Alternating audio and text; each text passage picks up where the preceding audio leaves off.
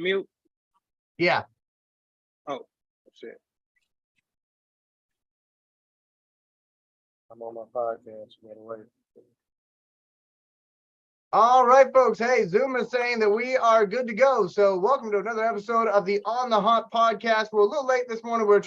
This evening, I should say, not this morning. But we were trying to get some things set up for you. We'll have more stuff set up, I do believe, next week, hopefully. But right now, we want to get into things here because it's not going to be a long episode, but we got a little something for you. I want to say hello to the #1 Lions fan, Mr. Bobby Bless. Bobby, how's it going? It's going good. You said we're not here for a long time, but we're here for a good time, huh? That's right. That's right, my You friend. so damn silly. Like, well, do you got no? Wait a minute. The best fan. What's the #1 fan? It's not me no more, right? No, it is. It is you. You are the #1 Lions fan we know. That's right. Oh, I thought you talking about the other fan. You a fan of? No. Okay. No. I do have my #1 fan over here because this room is hot. Okay. Yeah, I do have my #1 fan blowing. I get jealous. I get jealous easy. Man. How's Bobby doing? I'm good, big dog. Just shoot. Thursday episode kind of throw the week off a little bit, but shoot, I'm gonna be all right. We're gonna be all right. We're gonna be good to go. Nate, how's it going, my friend? Man, I'm here, dog. I'm here. Just ready to get this graduation party done, so I can stop spending my money on these doggone kids, so I can start getting me some more Lions stuff because everything is on hold as long as they is in my pockets. Man, you know you got it in the ashtray in the limo. Nobody want to hear that. Yeah. All you got to do is just go through one of the levels. So simple. You got 4 levels in your house. You just got to look through each level. You'll find some money. It's like a Mario game. Scrooge McDuck. I don't know. Walking. That might be before your time, Elijah. Scrooge McDuck. You know, might not know. That's a little too much walking for real. So, hey, let's get right into the main thing that we're doing tonight. That is the giveaway of the free JMO shirt. We're also going to have a little bit of a Jameson Williams discussion as well. But let's talk about the contest first. This is really simple. We don't even need a prize wheel. We had a lot of comments, and we're very thankful for all the comments, all the folks that watched last week's episode. But we only had one person who actually followed all of the directions. So that person is the winner tonight. Bobby Bless, tell us a little bit about this winner and what are they getting? Well, of course, the winner is getting the free Jameson Williams t-shirt. Like I said, it's still in the plastic, ready to go. So don't feel like it's a Bobby Bless hand me down. It definitely ain't. No, but it's actually Shane. I don't want to butcher his last name. I'm still waiting for a t-shirt too. I got you, man. Don't worry about that. Shane Demir. Shane Demir. Oh, yes. Yeah, Mr. Shane Demir. I didn't want to butcher your name, brother. The matter of fact, Shane was such a, so on wanting to win this t-shirt, he actually got in touch with me and said, hey, Bobby, what exactly do I have to do to get this t-shirt?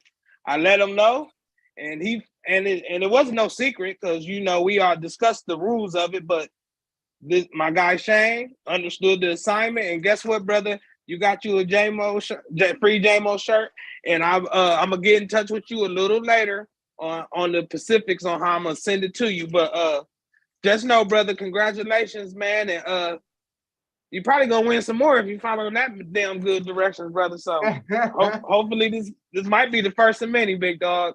So go Lions, big dog, and like I said, I'll get in touch with you on the specifics to make sure you get it, brother. Don't worry about that. I go to Nate People Place all the time with gifts for the On the Hunt podcast. I tell them I know Nate Rucker.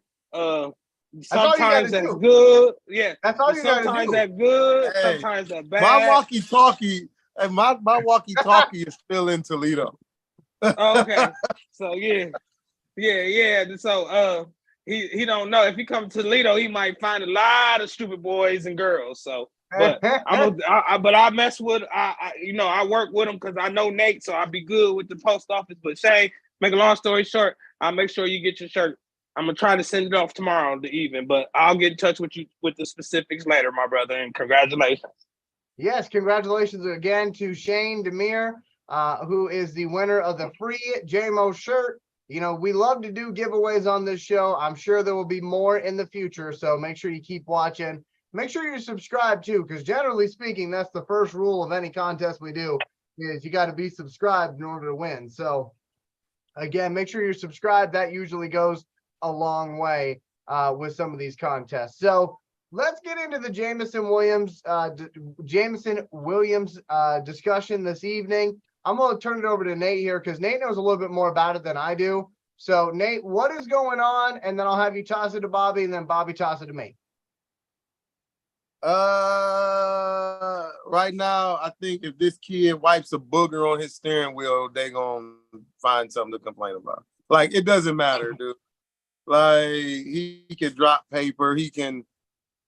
It's crazy that they're making this young man out to be something else besides a young man that's a football player. And it's actually getting kind of sickening, for real. Like, Mike Valenti is who I really don't give a fuck about anyway. Sorry, but like, he's really annoying. Like my man, you don't go nowhere south for 8 Mile. Like, please stop. Like, you know, like you know, my thing is, he made a mistake. Mm-hmm. He made a mistake as far as him betting, as far as where he was at. Keep in mind, people, he was not inside the facility. That's the key. This is why he did not get the year suspension.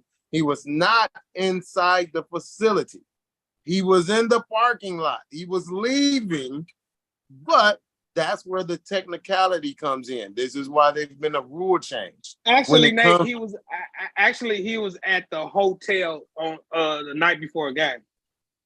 Oh yeah, that's right. That's right. So he was at a team got, hotel the night before the game. Right, because see, and so the original thing was, you know, hey, it was the Lions facility, but as the specifics come out, it still changed. So again, everything is a technicality.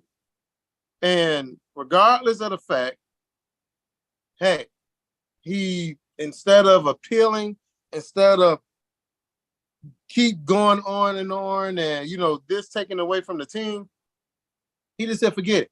I did it.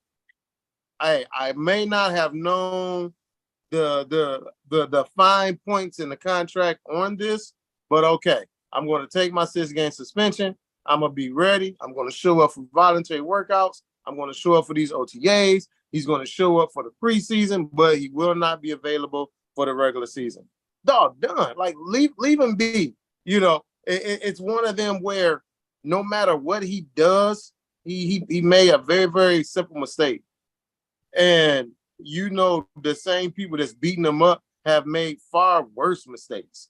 But they want to act like, hey, this guy's out here robbing banks. This guy's out here pushing old ladies. My bad, he's throwing old ladies from the train, all type of shit. You know what I mean? It's like, dude. So now he was popping fireworks. So now they're saying that the fireworks were too dangerous and all this and that. But through all that, if I'm not mistaken, he had a football camp, a free football camp. Mm-hmm. And it's quiet. It's crickets on that. Crickets. One thing about this fan base is they're very, very fickle. Mm-hmm. And if they love you, they love you. If they dislike you for anything, they will make you dislike them. Like, to the point to where I want to slap the hell out of a couple of them myself. Like my man, you talking about him making a bet, you ain't paid child support in 22 years. Who's worse? Hey now, bringing people's business into this now. I'm just sorry, man. Hey, Don't do that unless you're gonna give us names. I mean, spill the tea, Nate. Spill the tea. Hey, listen. I need a refill. Yeah. Come on. hey, I'm just saying. Hey, it's I'm just saying, man. People in glass houses should never ever throw rocks or masturbate. I'm sorry, I had to throw it in Oh there. Lord, oh my Lord, have mercy, man. Oh my God. Hey, Yeah. So, Bobby, what's your take on that, man? I don't want to. I don't like saying the one word, so I'll just say it's cultural. And the reason why I say it's cultural, because me as a everyday young black man, the things that Jameson Williams have done, you know what I mean. There's no way in hell I think he is a bad person or even dumb. Now, I can see that he's so down to earth where he doesn't have the realistical fear of doing some of the things he do, but like going to Coney Island late at night, I can't, as me as a person, I can't say I would even do that. But they even called him stupid for going to get Coney Island. Oh my God, it's dangerous. Yeah. But like, but I wouldn't do it. But I wouldn't call somebody that do it dumb. No, you know what I mean. That's the move they want to make. And I think he just he needs to have more of a concern of his surroundings, maybe, because anything that happened after 12 o'clock, a lot of people say that's your fault anyway, just being out there and being silly and stuff. So I definitely understand that. But as I was his age and that much money, you wouldn't be able to keep me in the damn house at no damn 12 o'clock. So I want to just be like, make sure, keep your head on the swivel. Just make, obviously, I think he got the right guys around him kind of thing. So, but I think I seen somebody trying to compare him to Ja Morant, that kind of stuff. I just don't see it. But just watch it. Just watch your surroundings. I believe in him because the main reason why I believe in him, because he ain't did nothing to even look like he about to go to jail or criminal. Nothing. Or doing anything to anybody. He ain't rolling down the street smoking a joint. He ain't driving down the street drunk as all hell. You know what I mean? He out in Coney Island shaking hands and being, trying to be a leader of this town. But I you gotta always have that cause for pause as far as, you just don't want nothing to happen to him. But to say that he going down the wrong path, I just don't want to go that way. I just feel like maybe some guys just need to let him go until he give you a reason to be like that. But and just one last thing, man. Just he a kid, man, and he ain't did nothing to nobody. We all kind of mad that he got suspended. So don't try to put that loophole on him to make you think, because other than him hurting his knee, he ain't did nothing not to be out the game. You know what I mean? So let's act like we some adults in the room and let this grown man do what grown men do, and that's what they want to do. As long as they ain't hurt nobody or putting others at risk, I think he should be just fine. And I think they need to leave him alone, actually. Well, I don't know who put their hand up, but I was gonna kick it to a light. Okay. Nate Dogg. Nate Dogg, back to you, brother. I think you got something else you want to drop on us. Yeah, because my thing is, he's in the city of Detroit. And let's be honest. Right now, the city of Detroit is top 5 murder capital of the world. It is what it is. It does not matter if it's 8 o'clock in the morning, 9 o'clock in the morning, 12 in the morning, 2 in the morning. It does not make a difference. It is what it is. Things happen. But one thing that I like about the kid is that he believes in God completely, meaning that God has the will. So, God forbid anything happen, he leaves out that door with God and faith in his heart, and that's what leads him. Like every day, there's people in this city that's doing the same thing, regardless regular, and to me and a lot of professional athletes that I know are out even later, that are in clubs, that are in strip clubs and after-hour clubs and this and that. So, not saying that they're any better or any worse. But what I'm saying is that him being at a Coney Island shaking hands is small. And it does not matter where you stay, trouble finds you.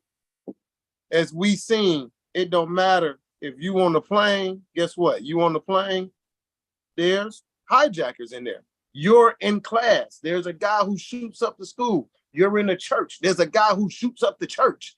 It does not make a difference, truthfully, what time you're living your life. If somebody decides to do it, then hey, that's it. It's out of your control. You can't control that. Only thing he can control, truthfully, is to make sure that he knows the true guidelines of his contract, making sure that he's following it to a T. Because let's be honest, a lot of people about to hate this, but we had some coaches who did way worse than what Jameson Williams did. At Wendy's that late. Hey, a lot of y'all talking about that. We had a wide receiver that broke his leg delivering a pizza, and I ain't see nobody give him this much slack. His arm, it was his arm too, man. His arm. But Jim Bob Cooter, butt naked, on breaking somebody's house. Guess what? We still gave him a job. Matt Patricia, we know about his record. Allegedly. But y'all want to sit here and act like this kid is out here doing anything besides being a young man. He ain't shooting. He ain't got guns on Instagram. He ain't smoking weed on Instagram. He's showing his fashion. He's showing his little jewelry. That's fine. To me, that's just living his life. And what people don't like, and it puts me in the mind of Floyd Mayweather, you cannot control the way somebody else shows and spends their money. You know why? It's their money. You can't dictate how somebody else live their life. Like they can't dictate how you live yours. I'm sure that there's people out here that have talked about him that somebody done told them they done did some shit wrong in their life and they still did it. Mm-hmm. Probably still doing it to this day. Like, hey, now, hold on now. You know that's the first lady. I don't think you should be patting her that hard. But guess what? Every Sunday, they still doing it. So I'm just saying, man, these, like I say, it is a cultural thing, and it's very, very sad that they're doing this, because what's the difference, truthfully? Okay, what's worse? Him betting, going to a Coney Island, and doing fireworks versus a guy teaching his 4-year-old son how to shoot a rifle, how to shoot a shotgun, how to kill a deer with a bow and arrow, teaching him how to, how to kill and take the skin off an animal at 5 years old. Like, what's worse? So to me, I just wish they just leave him alone. It ain't that serious. And Valente, you get 2 of these, and I don't care who doesn't like it. Okay, I'm done. To you, Elijah. All right. Sorry, Elijah. No, you're good. You're good. Hey, so it feels like there's a lot to unpack here. So you guys got to bear with me as I unpack this, because I'm coming in late to this party because I didn't even hear about the fireworks thing until y'all brought it up in show prep. So here's just my thoughts. All right. I see where Nate's coming from. I see where Bobby's coming from. There ain't no way for me not to see where they're coming from, because it's been happening for so damn long in the NFL that they're right. It is almost sickening. However, if you look at Jameson Williams, all right, when you're drafted number 12 overall, and we talked about this on the last episode, when you're drafted number 12 overall, that means you're going to have a whole lot of eyeballs on you throughout your career because of how high you were drafted and what you could mean to somebody's franchise. And I just wonder and Bobby kind of mentioned this earlier, I just wonder if, in an effort to live his life, he's not thinking about the fact that he was picked number 12 overall. Because here's the problem, all right? And I'll just be real with this. And I think both of the fellows on the screen can appreciate where I'm coming from with this. If you're picked in the 7th round, nobody gives a shit how late you're at Coney Island. Because they don't expect you to make the team anyway. And they don't know who you is. Right. They ain't gonna know But who the you fuck get you is. picked number 12 overall. You're coming in injured, which means you're already behind the 8 ball with all the other wide receivers. And then you get hit with this gambling thing. And then shortly after the gambling thing, there's another thing about you. And there suddenly becomes a lot of off the field stories about you. It's like you're not doing yourself any favors. And you can't, as the number 12 overall pick, you cannot do what everybody else does. You have a certain level of responsibility to your franchise. And the thing that I was thinking about as Nate and Bobby were talking, throughout these two gentlemen's careers, and I'm gonna need the fellas' help on this because I don't want to say something incorrect. But did you ever see a story about Barry Sanders at Coney Island late at night? Well, here's the thing. Or anything like that where Barry Sanders was doing something that was somewhat questionable? Well, again, it wasn't even questionable. He was just getting something to eat and shaking hands. They were making a big deal out of that. It was 12 o'clock and you're in the city of Detroit, which I know times where Barry Sanders has went to the casino late at night. You know what I mean? So again, it's one of them that they're truly nitpicking. It's not like he was, again, at an after hour. Like, I'm at a Coney Island and I'm getting something to eat. Like my thing and is, I'm not saying there's anything wrong. No, with that. not you. I'm just saying in general. What I'm saying is that, okay, Barry, Calvin, other greats who were drafted high, did you ever have to worry about them doing something that they shouldn't have been doing? Because Calvin smoked weed his entire career and nobody caught on. I don't know how he passed the drug test he did, but you also have the fact that there's one gigantic difference, and we're on it. So obviously you have social media, but my point in what I'm saying though is that for Jameson, he's the number 12 overall pick. There's just certain things you are not allowed, and I say allowed in quotations because I don't agree with it, but it's just how it is. There's certain things you are not allowed to do when you are supposed to be that guy for your franchise. Like, okay, somebody that we give a lot of praise to on the show, Amon-Ra St. Brown. We ain't heard a story about Amon-Ra like that. Amon-Ra out there catching no-look passes from Jared Goff to get extra practice in. That's the type of stuff that I feel, and that's why I feel like there's the frustration. I'm not saying that it's well-placed, but I think that's why there's the frustration from some Lions fans, not all, because they see Amon-Ra out there playing like his job's on the line, even though his job couldn't be further from the line at all. And Jameson is out there doing these other things that they're like, wait a minute, why do you have time to go do all this other stuff? Why are you not out there with Amon-Ra and Jared Goff?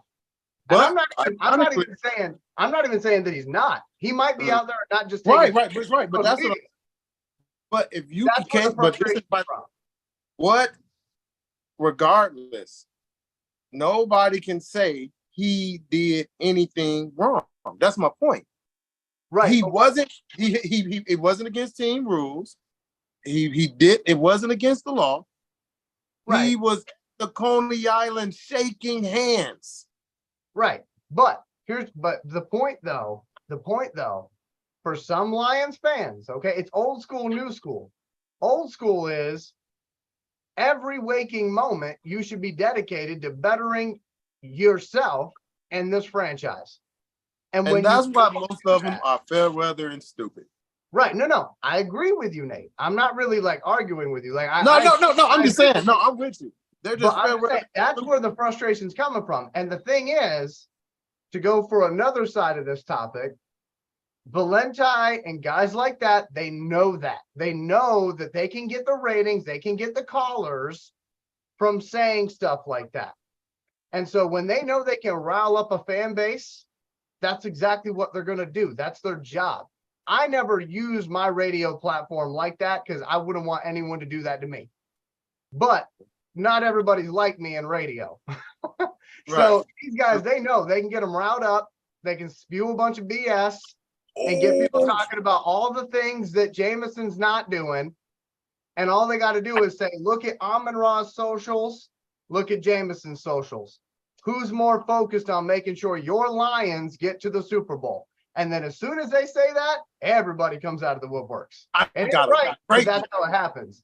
Bobby had his hand raised, but then Nate, I want to come back to you. Yeah. This is quick. I'm gonna just say this real quick. I call it selective outrage. Yes. And the reason why I call it selective outrage is, us guys, we got a group chat, and I also do the reels for on the hunt on all the social media platforms. And we had a reel, and we're not gonna get into it deep, but I made a reel about Amon-Ra St. Brown thoughts on Colin Kaepernick. Other than me, that reel, and me and us guys talking amongst friends like we do in the chat, did you hear any other thing else before that or after that about that? No. Nope. Okay, and I said it's selective outrage because they like Amon-Ra St. Brown. Right. So a lot of them are hypocrites. They didn't want to shoot him down. They didn't want to shoot him down because of the Kaepernick thing, because he was basically saying Colin Kaepernick made a difference in this league amongst his protesters or whatever. Was he? But most other Lions fans was against Colin Kaepernick. Yep. They was agreeing with the Trump and him boycotting and stuff. But the fact that they like when Amon-Ra St. Brown, so we know they don't agree about the Kaepernick thing. But since they like St. Brown, they're not going to drag his name through the dirt. But they'll rather drag this youngster name through the dirt, and just like St. Brown, who hasn't broken any laws or anything, said they just made their peace. But they want to drag his man through the dirt because he eating Coney Islands at night. So it's selective outrage. And Amon-Ra is that, and he never did this, okay? I want to be very clear. Amon-Ra never marketed himself like this. This is people doing this to him, okay? But Amon-Ra has always been marketed as the guy who's the feel-good story. He was the 4th round pick, and the way they talk about him, it was like he had no talent, and then all of a sudden, he came onto the Lions and came out of nowhere, when in reality, he was actually a very good college wide receiver that people just overlooked, okay? He always had talent, but the way they play it up, it's like, well, he's the blue-collar boy. And the way they look at Jameson Williams is like, well, he has God-given ability. He has God-given speed, and look how he wastes it out there getting a meal at midnight. And it's unfair, but that's how it is. But see, the thing that I would love to see, and I'm not seeing it, and this is what frustrates me from my Detroit Lions, I want to see, and they don't got to do it publicly. Hell, maybe they're doing it in the background. But I want to see the leaders of this team embrace Jameson. Like Amon-Ra. If Jameson ain't there when y'all are doing extra stuff with Jared Goff, why not? Why is nobody calling him and saying, hey, let's get some extra work in? Where is Calvin, who had said, I will mentor Jameson, mentor him? Like that's what I'm concerned about, okay? Because I want Jameson Williams to be successful. I don't think him eating a hot dog at Coney Island or wherever the hell he was, I don't think that's really going to mess up his entire life. But making him feel like an outsider while he's getting inundated with all of this negativity, That very well could ruin this kid. So I would just say to Detroit Lions fans what I've said for years to my Georgia Tech Yellow Jackets fans.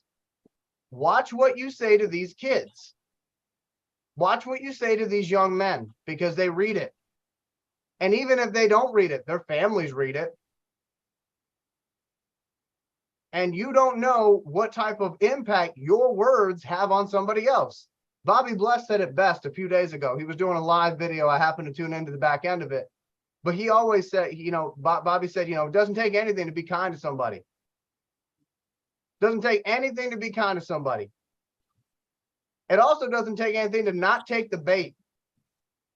Do you know it's going to get put out there? Don't take the bait. Instead of sharing that story about how Jameson's out doing something that, every other person in the world who would have had that type of money would do, share the story about his free football camp. Same button, you're just choosing a better thing to share. I know I sound preachy, but I'm just saying, to me, it's that little stuff that makes a big difference. And Nate's right. I didn't even know about his free football camp. That's crazy. That's crazy. They don't want to talk about the good stuff he do. You know what I mean? And it's the same thing. Like I'm gonna be real quick because I know we've been on this for quite a while. But I just want to know. It's like it doesn't matter what you do if you uncomfortable with the deliverer. And what I mean, the guy that's delivering, like Marshawn Lynch, people would call him, let's say the word ghetto or whatever the hell, right? Yeah. But he is one of the most caringest people alive, charitable, and all that stuff. He read, and his family told him everything. So it got to the point where he said, I would never, ever give the media a soundbite again. And I don't blame him. Because what you do is you sit here and you attack these guys' character. You attack their integrity. And they just being themselves. They just being themselves. Who their parents have raised them to be. Right. And you attack that. And you ruin them like that. And you make them out of something that you're not. And one of the things I wanted to say is because everybody's favorite great Calvin Johnson, remember, for 3 years, Lions fans turned their back, hated him. Yep. Mm-hmm. And that's part of the reason why I want him to embrace Jameson, because if anybody knows how that feels, it's Barry and Calvin. Well, here's the thing. Like nobody's saying that, that Jameson's not being embraced. If anything, they're teaching them how to ignore it. Right. But because, again, people dogged Calvin. Mm-hmm. Dogged him. He ain't this, he ain't that. He ain't never did this. Stafford made him this. I would have. He didn't finish the contract. He didn't finish the contract. Yeah, I used to hate that shit. Ooh, like all that shit, man. And to me, I'd ask for the money back too. And then y'all are dogging, right? But then guess what? You're at every event where he's autographing, and you want to get his name, you want to get his gloves, you want to get his shoes, you got his jersey on, you want to get him to sign this, you want to get him to sign that. But then you go on your own social media thing and you get in these chat groups that you think nobody really knows you, and you dog walk that same person. You just stood in the line 4 hours to shake his hand, but you love to be part of the minority that do it. Yeah. And that's terrible to me. If I didn't think that it would feed the beast, and it certainly will, that's why we're not doing it. If I didn't think that it would feed the beast, I would have Bobby take a clip from this show right now, and I would be like, I would say something to the extent of what I said earlier, which is Amon-Ra's out there, working his tail off, getting in those extra reps, and what's Jameson doing over here? And then I would have Bobby edit that in such a way and watch how many hits it gets. because I guarantee you that would be the thing that would pop off on this podcast episode. But because I know the negativity that it would bring, we ain't doing that. But I'm just saying, we know that's how they play the game. And again, I mean, I don't want to turn this into like a radio thing, but I will say there's a lot of radio hosts right now who are scared to death about losing their job, especially sports radio people, because ESPN, the biggest freaking sports thing in the world, they're laying people off left and right. And that's not but they need to go ahead and ask that dude from 97.1. Well, hey, I'll take the job. They not gonna never fire him. He the best. He the only reason why most people listen. But my point is, though, everybody is afraid.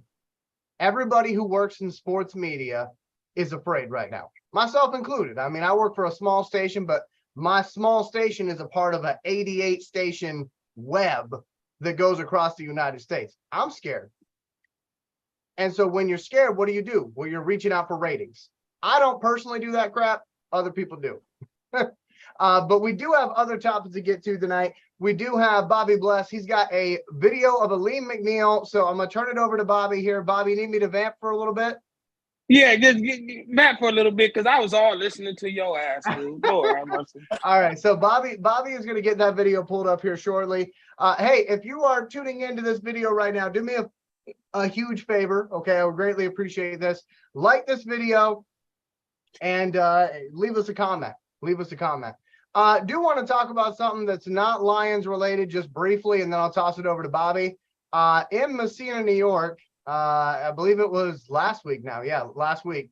They actually put a sign up for my first film to show where it was filmed at. So I thought that was kind of cool. So you can find out more about that, though, by looking in the community section of our YouTube channel. I got a picture of the sign up there for folks to see. But right now, we want to toss it over to Bobby Bless. Bobby, you got that video of Alim McNeil?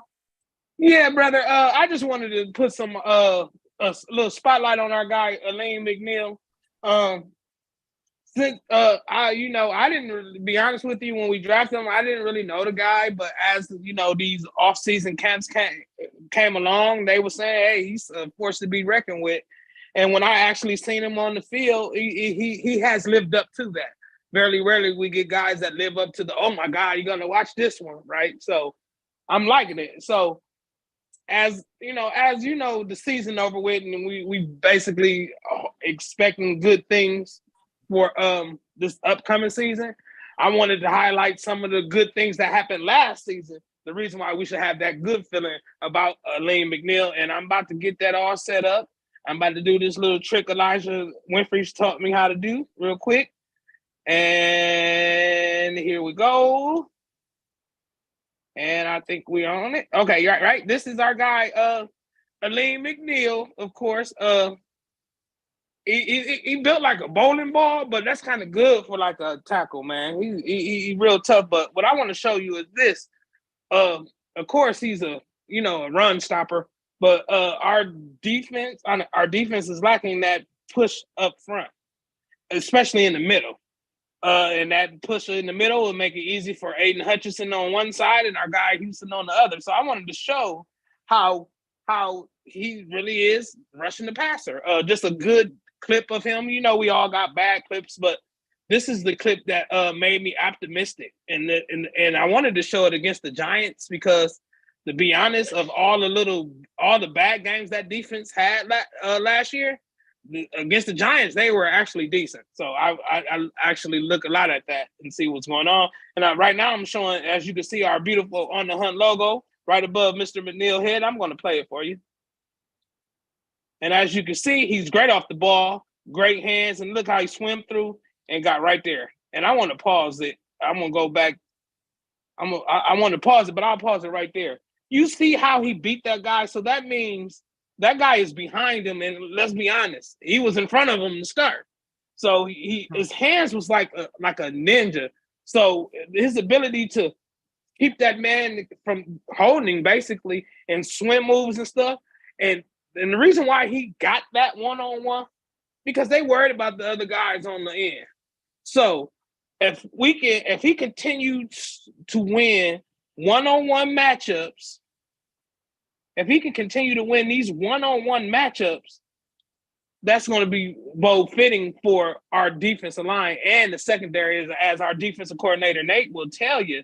If that you can have Deion Sanders and Darryl Green and Sean Taylor back there, but if you ain't got no rush on that passer, and they're gonna get cooked too. So I'm interested to see that. But I just in the next video I'm gonna show you. I just wanted to show you a tough football player. This is what they were talking about when they were hyping him up before he got here, and it's the same game. As you can see right here, he's double teamed. He is double teamed. I don't know those guys. I'm pretty sure they're not world beaters. But the fact that you can obviously tell they're 300 pounds plus each gentleman. So I'm gonna hit play again, and you can see how he pushed the one out the way and got to Saquon Barkley. That's like one of the best backs on the run in the league. They don't pay them guys, but he's definitely one of them. And as you can see, like there is literally two guys on this youngster. And I'm gonna go back just a little bit. You see, that's a blue wall. That is a blue wall. And so typically we've had guys where that was enough. We had guys that was pretty good. Ashawn Robinson, he was a great run defender, but something like this, when it comes to pass rushing, that shuts down the show. But not only his motor, but his sheer upper body strength, which he improved on muscle-wise, what they're saying around Allen Park. So I'm going to hit that again. And as you can see, boom, threw him off, going right to him. So I could talk about this kid. I could talk about this kid all day, but of course, I'm a biased Lions fan because I'm the number one Lions fan, But you can be optimistic about Alim McNeil. Young kid, seemed like he get better and better as the snaps goes, and I'm thinking this would be his third year in the same system, if I'm not mistaken. I think this might be his breakout year. I really do. So, Elijah, that was what thoughts you had on our guy? I know you're a McNeil guy. So. Yeah, so I watch a lot of ACC football because I'm a Georgia Tech Yellow Jackets fan. Probably the number one Georgia Tech Yellow Jackets fan, But anyway. Oh, you're getting on my nerves. Come on. Anyway, man. So I watch a lot of ACC football, right? And for me, Alim McNeil was somebody I had hoped would come to Detroit because he at NC State, you should really go watch those games if you haven't. He is all over the field. He is one of the most athletic defensive linemen I've ever seen. The problem is that he was at NC State. And so that's why you didn't hear a whole lot of hype around him as far as draft was concerned. So for Alim McNeil with the Lions, I'm excited to see if he does have that breakout year because he can get to the quarterback. He proved it in college. He's shown it. I wouldn't say he's proven it, but he's shown it in a Detroit Lions uniform from time to time. But what we need consistency. And that's where I'm hoping that Alim McNeil can do that. For me, the player I would compare him to, who previously played in a Lions uniform, is not even a defensive tackle. I'm going to compare him to Cliff Averill. If folks remember, Cliff Averill coming out of college, he didn't light the world on fire as soon as he became a Detroit Lion. It took him a little bit, but once he got going, he was a good player. And unfortunately, we had to let him go because, he ended up going and playing for the Seattle Seahawks, if I remember correctly. But it seemed like just as he was getting good, he left the Lions, which seems to be a trend that we all unfortunately remember from many other players doing the same thing. My hope is that Alim McNeil, now that, it seems like he's getting good, he's the one a lot of people are talking about right now, that he sticks around with the Lions. That would be nice to see. It would also be nice to see the fact that we didn't have to use a top 10 pick on somebody for them to be a dominant defensive lineman. That would be nice. Because the last truly dominant defensive lineman that I remember us having, Ndamukong Suh. And we had to draft him number 2 overall. So yep. I would love to be able to say, hey, look, we got our guy who's striking fear in offenses. We were able to get him, I think, in the 3rd round, if I'm not mistaken, because I think Levi went first and then he was drafted, if I'm not mistaken. Correct me if I'm on, Bobby. But I would say, yeah, I think you're right, and I would say he was the better bargain as of now.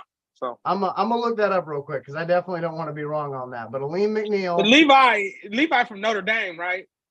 Levi is from Washington. He was a Husky. Oh yeah. Right. I always get them damn Notre Dame. Alim McNeil, 3rd round pick number 72.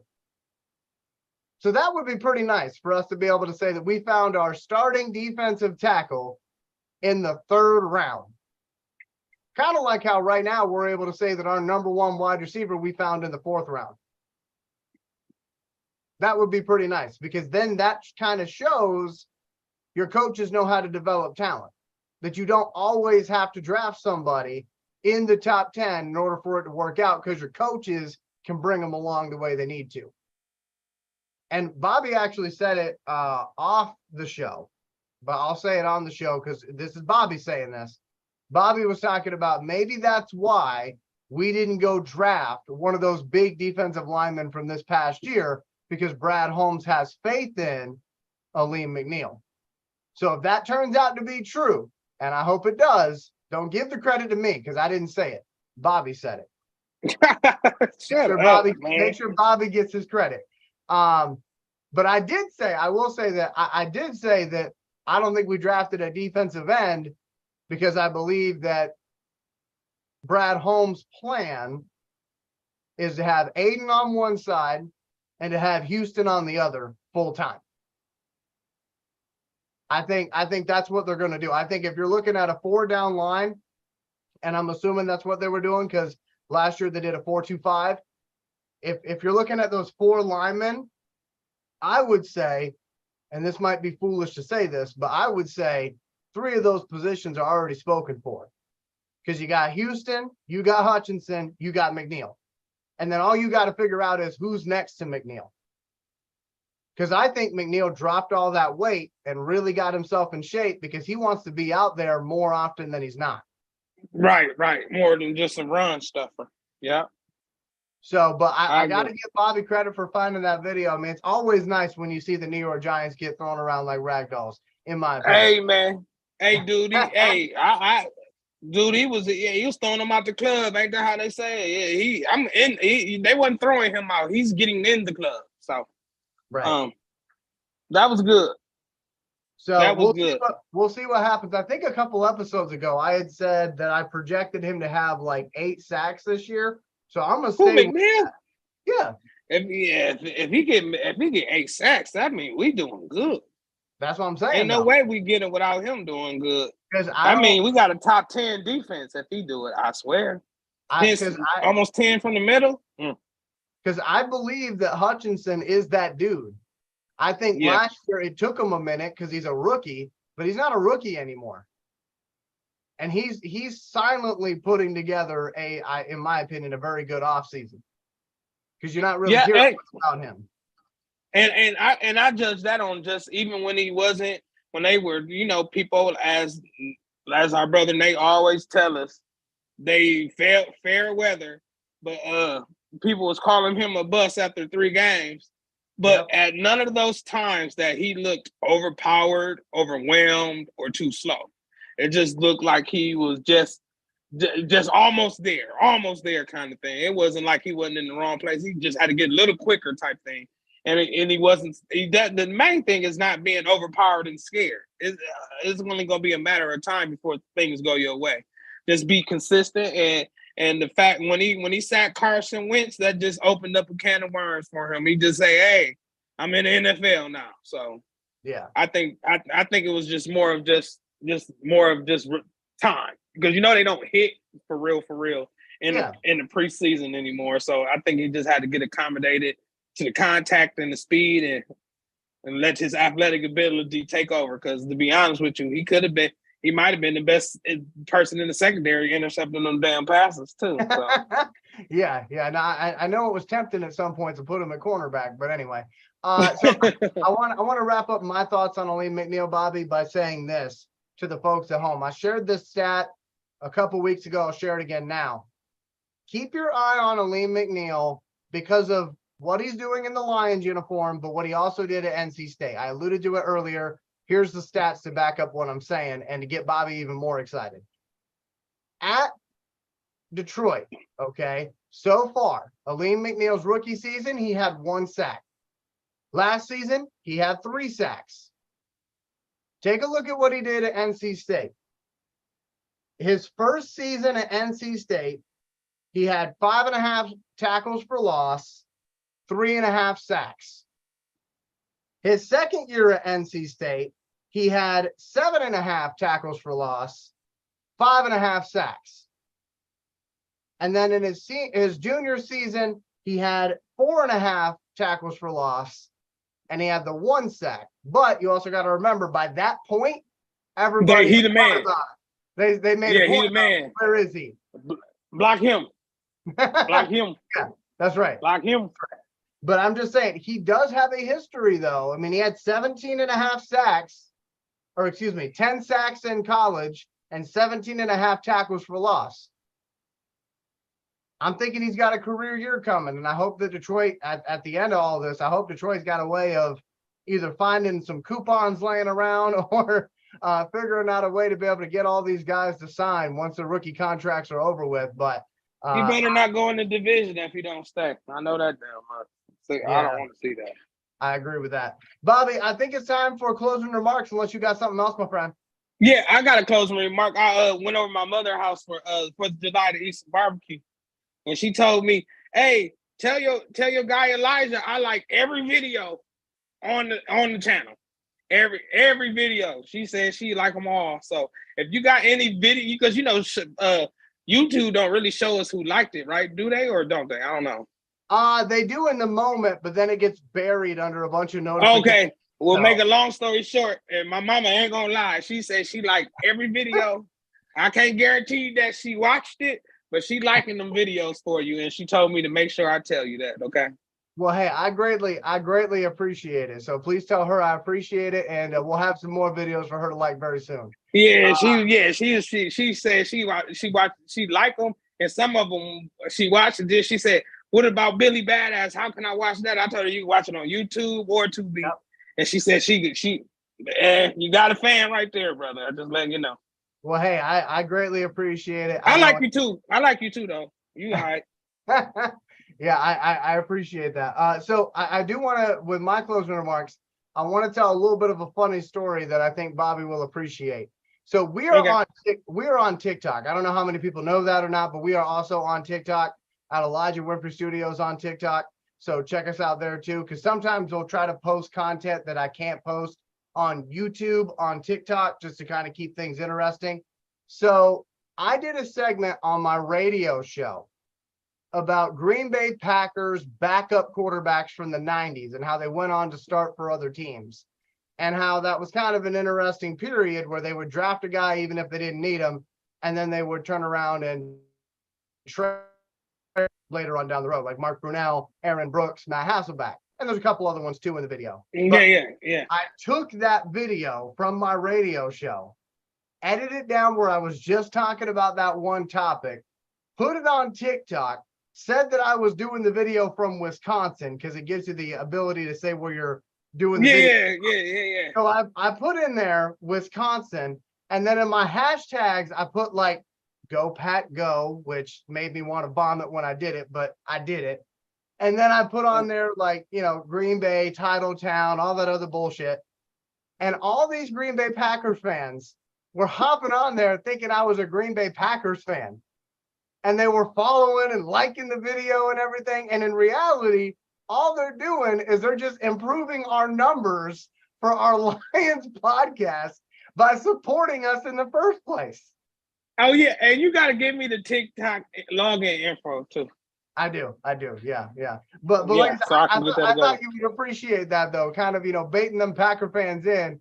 And they thought I was a friendly. And then they found out pretty quickly I was the enemy. So. Yeah, you don't have to really like us. You can just like that. You know what I mean? Right. So thank you. Yeah. And I was where Nate Finger at? Nate, show your finger. Oh yeah, that's right. He ain't here. But anyway, yeah, brother. Hey, this is just almost a year into doing this, Elijah. You got me doing a lot of computer work, brother, and I want to thank you. Hey, I'm hoping for the day when I can actually pay you to do all that stuff. So, hopefully that's coming soon. We'll see. We'll see. Wait a minute. You haven't been paying me? Yeah, Wait I a minute, know. what? I know. He's over there wearing the merchandise and everything. Yeah. What the hell? No. Anyway. Damn. But folks, hey, thank you so much for tuning in. We know it was kind of a short one, but we hope you enjoyed it. For Nate Rucker, for Bobby Bless, for all of Bobby Bless's friends that join him on his desk every single time we do this show, for Reggie Funches, and for me, Elijah Winfrey.